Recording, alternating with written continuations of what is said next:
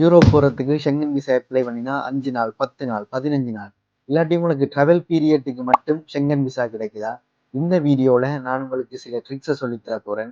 அதை வச்சு நீங்க விசா அப்ளை பண்ணீங்கன்னு சொன்னா ஃபர்ஸ்ட் டைம்லயே 6 மந்த்ஸ் ஷெங்கன் விசா, அப்படி இல்லை அது மிஸ் ஆயிட்டுன்னு சொன்னா அட்லீஸ்ட் 3 மந்த்ஸ் இல்லாட்டி 1 மந்த் எப்படி ஷெங்கன் விசா ஃபர்ஸ்ட் டைம்லயே எடுக்கலாம்னு சொல்லி இந்த வீடியோல சொல்ல போறேன். வாங்க என்னென்ன ட்ரிக்ஸ் எல்லாம் யூஸ் பண்ணி உங்களோட விசா பீரியடை வந்து நாங்க எக்ஸ்டெண்ட் பண்ணலாம்னு சொல்லி பார்ப்போம்.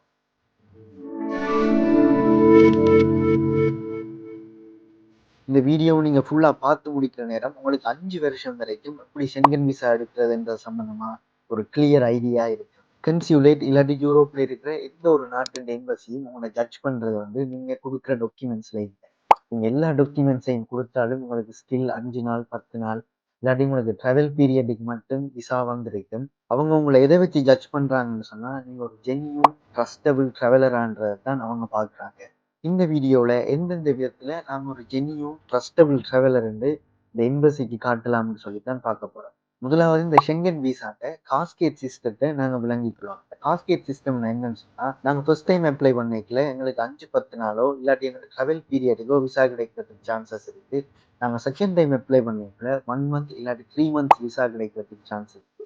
அதுக்கு பிறகு 6 மந்த்ஸ் 1 இயர் அதுக்கு பிறகு 2 இயர்ஸ் இப்படி நாங்கள் மேக்ஸிமம் 5 இயர்ஸ் வரைக்கும் திரும்ப திரும்ப விசா அப்ளை பண்ணுறதால விசா பீரியடை அதிகரிச்சு கொண்டே போகலாம். ஆனால் கட்டாயம் நீங்கள் ஃபர்ஸ்ட் டைம் அப்ளை பண்ணிக்கல உங்களுக்கு ஷார்ட் டேர்ம் விசா தான் கிடைக்கும். இதைத்தான் நாங்கள் இந்த வீடியோவில் அடுத்தடுத்த பார்ட்டில் பார்க்க போகிறோம். அதுக்கு முதல்ல உங்களுக்கு ஃபர்ஸ்ட் டைம்லேயே ஏன் லாங் டேர்ம் விசா கிடைக்கல, இதுக்கு என்னென்ன ரீசன்ஸ் வந்து இருக்கலாம்னு சொல்லி பார்ப்போம். முதலாவது நீங்கள் வேற ஏதாவது ஒரு நாட்டில் லாங் ஸ்டே பண்ணியிருந்தா அது ஒரு ரெட் மார்க்கா ரெஜிஸ்டர் ஆகும். நீங்க எப்படியுமே விசா அப்ளை பண்ணிக்கல உங்களோட பாஸ்போர்ட் சப்மிட் பண்ணுவீங்க. இப்போ உங்களோட பாஸ்போர்ட்ல உங்க ட்ராவல் ஹிஸ்டரியை பார்த்தா நீங்க எங்கேயாவது ஓவர் ஸ்டே பண்ணிருக்கீங்களா இல்லாட்டி வேற ஏதாவது ஒரு நாட்டுல ரூல்ஸை வந்து பிரேக் பண்ணிருக்கீங்க, இந்த மாதிரியான ஹிஸ்டரி எதுவும் உங்களோட பாஸ்போர்ட்ல இருந்தா உங்களுக்கு லாங் டேர்ம் விசா கிடைக்காம போறதுக்கு சான்சஸ் இருக்கு. உங்களோட பேங்க் பேலன்ஸும் இதை பெரிய அளவுல பாதிக்கும். நீங்க ஒவ்வொரு நாள் யூரோப்ல ஸ்டே பண்றதுக்கும் மினிமம் உங்களோட பேங்க் அக்கௌண்ட்ல 100 to 120 யூரோஸ் வந்து இருக்கான்னு பார்ப்பாங்க. ஒரு எக்ஸாம்பிளுக்கு நீங்க 10 நாள் ஸ்டே பண்றீங்கன்னு சொன்னா உங்களோட பேங்க் பேலன்ஸ் எந்த கரன்சில இருக்கோ அதை கன்வெர்ட் பண்ணி பார்த்தா மினிமம் 1200 யூரோஸ் கிட்ட வருதான்னு சொல்லி பார்ப்பாங்க. இப்போ உங்களோட பேங்க் பேலன்ஸ் வந்து எக்ஸ்ட்ராவா இருக்கிறது, அதாவது நீங்க ஒரு 5000 பவுண்ட்ஸ் 10,000 பவுண்ட்ஸ் உங்களோட பேங்க் பேலன்ஸ் இருக்கேக்கல வந்து நீங்க கேட்கிற விசா பீரியடை விட எக்ஸ்ட்ராவாவே தாரத்துக்கு நிறைய சான்சஸ் இருக்கு. இதை நானும் நிறைய பேரோட கதைச்சதுல இதை நானும் கேள்விப்பட்டிருக்கேன். நானும் பர்சனலா எக்ஸ்பீரியன்ஸ் பண்ணியிருக்கேன். என்னன்னா விசா அப்ளை பண்ணிக்கல இந்த பேங்க் பேலன்ஸ் வந்து நான் குறைய காட்டினபடியா எனக்கு இந்த ஃபர்ஸ்ட் டைம் நான் விசா அப்ளை பண்ணிக்கல எனக்கு ஷார்ட் ஸ்டே தான் கிடைச்சது. மிச்ச எல்லா டாக்குமெண்ட்ஸும் ஸ்ட்ராங்கா இருந்தாலும் இந்த பேங்க் பேலன்ஸ் குறைவா இருந்ததுன்னு சொன்னா அதுக்கேற்ற மாதிரி தான் உங்களோட விசா பீரியட் இருக்கு.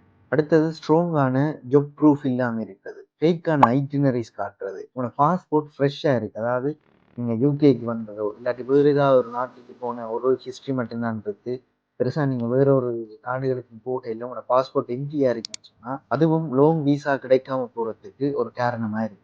இப்ப நான் சொல்ல போற விஷயங்கள் எந்த ஒரு நாட்டு எம்பசி இந்த வெப்சைட்லயோ டாக்குமெண்டேஷன்லயோ இல்லை. ஆனா நான் நிறைய பேரோட கதைச்சதுல இருந்து சில நாடுகள் எம்பசி டிராவலர்ஸுக்கு ஜெனரஸான விசா பீரியடை வந்து கொடுக்குறாங்க. அதாவது சில நாடுகள்ல நீங்க அப்ளை பண்ணீங்கன்னா உங்களுக்கு லாங் டேர்ம் விசா கிடைக்கிறதுக்கு சான்சஸ் இருக்கு. உதாரணத்துக்கு நீங்க ஜெர்மன் எம்பசியில விசா அப்ளை பண்றீங்கன்னு சொன்னா மினிமம் உங்களுக்கு 6 மந்த்ஸ் ஃபர்ஸ்ட் டைம்லயே கிடைக்கிறதுக்கு சான்சஸ் இருக்கு. இதை விட நெதர்லாண்ட் எல்லாம் வந்து 2 இயர்ஸ் வரைக்கும் ஃபர்ஸ்ட் டைம்லயே விசாக்கள் வந்து இஷ்யூ பண்ணியிருக்காங்க. இதுல உங்களோட பேங்க் பேலன்ஸ் முக்கியமான ஒரு ரோலை பிளே பண்ணினாலும் மத்திய நாடுகள் வந்து ஸ்டில் நீங்க பேங்க் பேலன்ஸ் காட்டினாலும் உங்களுக்கு ஷார்ட் டேர்ம் விசா தான் தாரத்துக்கு நிறைய சான்சஸ் இருக்கு. ஆனா நெதர்லாண்ட் ஜெர்மனி மாதிரியான நாடுகள் ஃபர்ஸ்ட் டைம்லயே லாங் டேர்ம் விசா இஷ்யூ பண்றதுக்கு சான்சஸ் இருக்கு.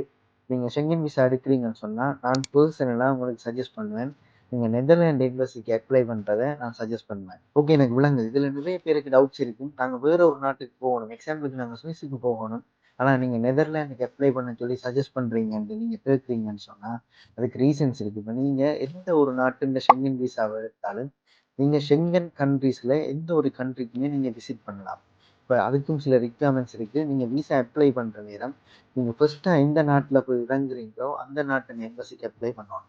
இல்லாட்டி லாங் டேர்ம் எந்த நாட்டுல இருக்க போறீங்களோ அந்த நாட்டு எம்பசிக்கு அப்ளை பண்ணணும்ன்ற டேர்ம்ஸ் அண்ட் கண்டிஷன்ஸ் இருக்குது. அதுக்கு நீங்க என்ன செய்யலாம்னு சொன்னா நீங்க டாக்குமெண்ட்ஸ் ப்ரிப்பேர் பண்ணுங்க, உங்களோட ஐட்டினரிய பிளான் பண்ணுங்க. நீங்க முதலாவது இப்போ நெதர்லாண்டுக்கு போற மாதிரி டிக்கெட்ஸை புக் பண்ணி காட்டலாம்.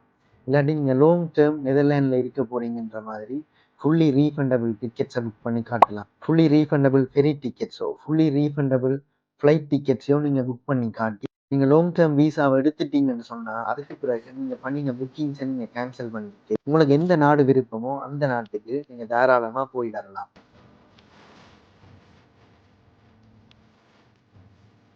இப்போ எந்தெந்த நாட்டு எம்பசிக்கு அப்ளை பண்ணினா லாங் டேர்ம் விசா கிடைக்கும்னு பார்த்தோம்.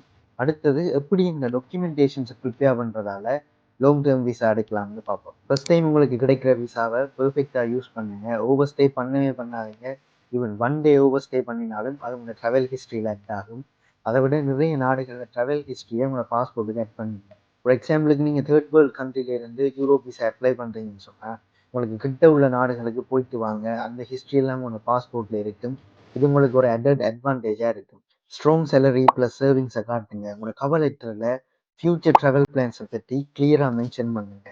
அதை விட நீங்கள் அப்ளை பண்ணிக்க திரும்ப திரும்ப ஒரே எம்பசிக்கு அப்ளை பண்ணுங்க.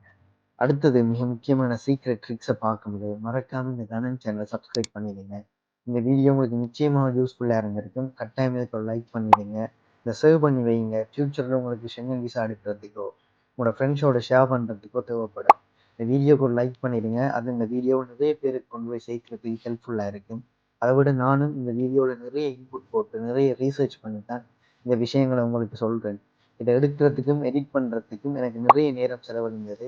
அதனால் இந்த வீடியோக்கு இப்போவே ஒரு லைக் பண்ணிடுங்க. கனன் சேனலையும் சப்ஸ்கிரைப் பண்ணுங்க. வாங்க அந்த சீக்ரெட் ட்ரிக்ஸ் என்னன்னு பார்ப்போம். எந்த ஒரு யூரோப் எம்பசியும் உங்களுக்கு தேவையில்லைன்னு சொன்னால் லாங் ஸ்டே விசாஸ் தரமாட்டாங்க. இப்போ நீங்கள் ஒரு உதாரணத்துக்கு ஒரு 1 வீக் நீங்கள் ஜெர்மன் போறீங்கன்னு சொன்னால் உங்களுக்கு 1 வீக் விசா தரத்துக்கு தான் சான்சஸ் இருக்குது. அப்போ நீங்கள் தான் அந்த ரீசனை அவங்களுக்கு கொடுக்கணும். நீங்கள் மல்டிபிள் ஐட்டினரிஸை காட்டலாம். ஃபார் எக்ஸாம்பிள் நீங்கள் நெதர்லாண்டுக்கு ஒரு 14 டேஸ் ட்ரிப் பிளான் பண்ணுறீங்க. அதுக்கு பிறகு ஒரு 3 வீக்ஸ் கேப்பில் நீங்கள் திரும்ப ஃப்ரான்ஸுக்கு ஒரு 1 வீக் ட்ரிப் பிளான் பண்ணுறீங்க. இந்த மாதிரியான ஐட்டினரிஸை ஃப்ளைட் டிக்கெட்ஸையோ ஃபெரி டிக்கெட்ஸையோ நீங்கள் புக் பண்ணி காட்டுறதால நீங்கள் ஒரு ரீசனை கொடுக்குறீங்க உங்களுக்கு லாங் டேர்ம் விசாவாக அவங்க தாரத்துக்கு. இல்லைன்னு சொன்னால் அவங்களே உங்களுக்கு லாங் டேர்ம் விசா தருவாங்க. உங்களோட தேவை 1 வீக் தான் இருக்குங்க. அதுக்கு பிறகு வரப்போகிறதுக்கு எந்த ஒரு காரணமும் இல்லை. நீங்கள் உங்களோட கவர் லெட்டர்லையோ உங்களோட ஃப்ளைட் புக்கிங்ஸ்லையோ எந்த ஒரு புக்கிங்ஸும் இல்லை. உங்களுக்கு அந்த 1 வீக் தான் தேவைப்படுதுன்னு சொன்னால் அவங்களும் அந்த 1 வீக்குக்கு உங்களுக்கு விசாவை தான் போதும்.